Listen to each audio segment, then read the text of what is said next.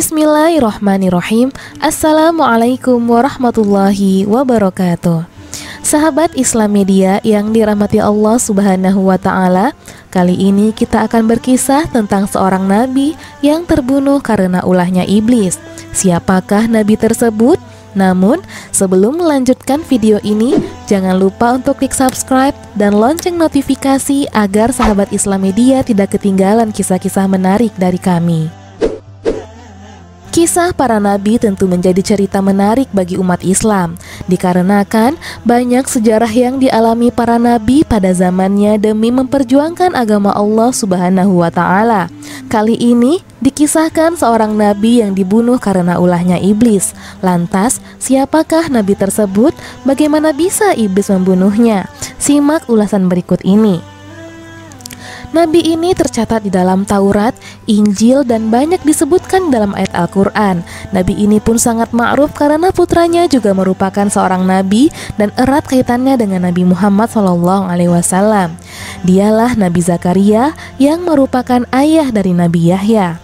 Nabi Zakaria merupakan nabi yang hidup di zaman yang sangat mulia, di tempat yang sangat mulia, dan di lingkungan yang sangat mulia pula. Beliau hidup di Baitul Maqdis. Baitul Maqdis sendiri merupakan tempat yang sangat mulia dan di sekitarnya para ruhban, ahli-ahli ibadah, orang-orang saleh yang mengabdikan hidup mereka untuk kemaslahatan Baitul Maqdis. Dalam rangka mendekatkan diri kepada Allah Subhanahu wa Ta'ala, Nabi Zakaria sezaman dengan keluarga yang sangat mulia yang dicantumkan dalam Al-Quran yang disebut dengan Ali Imran, ayahanda Maryam atau kakek Nabi Isa. Kisahnya pun tersebar dalam Al-Quran surah Ali Imran, surah Al-An'am, surah Maryam, surah Al-Anbiya, dan surah-surah lainnya. Hal ini menunjukkan bahwa Nabi Zakaria merupakan nabi yang sangat mulia karena banyak diceritakan di dalam Al-Quran. Dikisahkan sebelum kelahiran Al-Masih atau Isa bin Maryam, Nabi Zakaria merupakan salah satu kibar Rabbaniyun. Beliau salah satu senior orang-orang yang saleh tinggal di Baitul Maqdis. Kala itu, Allah Subhanahu wa Ta'ala telah menguji Nabi Zakaria dengan lama tidak memiliki anak, hingga ia terus-menerus dan tidak bosan-bosannya berdoa kepada Allah Subhanahu wa Ta'ala. Dalam riwayat dikatakan selama 70 tahun Nabi Zakaria berdoa kepada Allah Subhanahu wa Ta'ala agar dikaruniai anak, hingga akhirnya saat berusia 100 tahun Allah mengabulkan doa Nabi Zakaria tersebut. Istri Nabi Zakaria saat itu berumur 90 tahun, maka lahirlah putra Nabi Zakaria bernama Yahya. Diceritakan Nabi Muhammad SAW datang kepada Nabi Zakaria dalam peristiwa Mi'raj. Nabi Muhammad SAW dalam peristiwa Mi'raj itu berjumpa dengan banyak nabi, mulai Nabi Adam, Nabi Yusuf, Nabi Idris, Nabi Isa, Nabi Yahya, Nabi Musa, Nabi Ibrahim, dan Nabi Zakaria.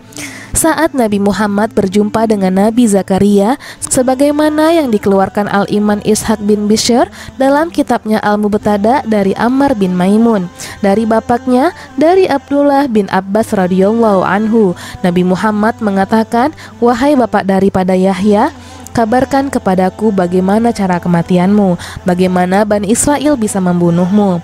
Nabi Zakaria pun mengatakan, "Wahai Muhammad, saya punya anak namanya Yahya.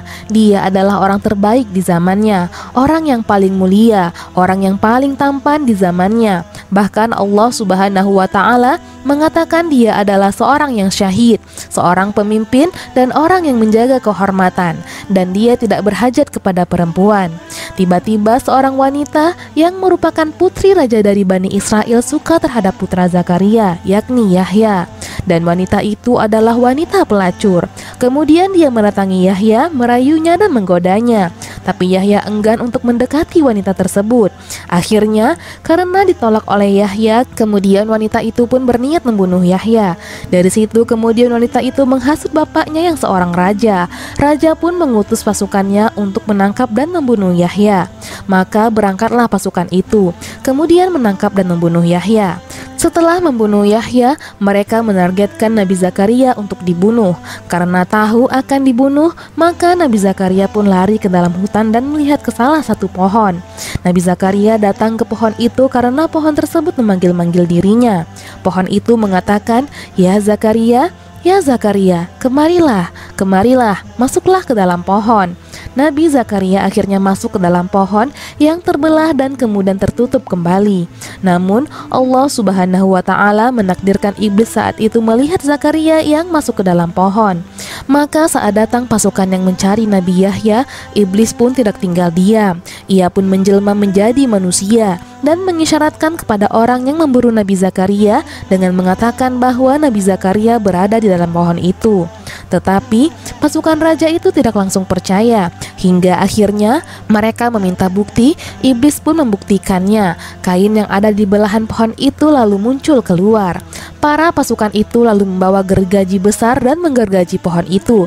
Nabi Zakaria yang ada di dalam pohon itu terbelah menjadi dua. Nabi Zakaria pun meninggal. Kemudian Rasulullah kembali bertanya, "Apakah engkau merasakan sakit ketika gergaji membelah badanmu, wahai Zakaria?" Maka Nabi Zakaria mengatakan, "Tidak, yang merasakan sakit justru pohon tersebut, karena Allah Subhanahu wa Ta'ala telah mencabut ruhku sebelum gergaji itu sampai ke badanku."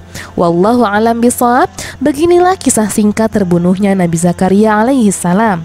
Semoga dengan kisah ini dapat menambah pengetahuan kita semua. Barakallahu fikum. Akhirul kalam. Assalamualaikum warahmatullahi wabarakatuh.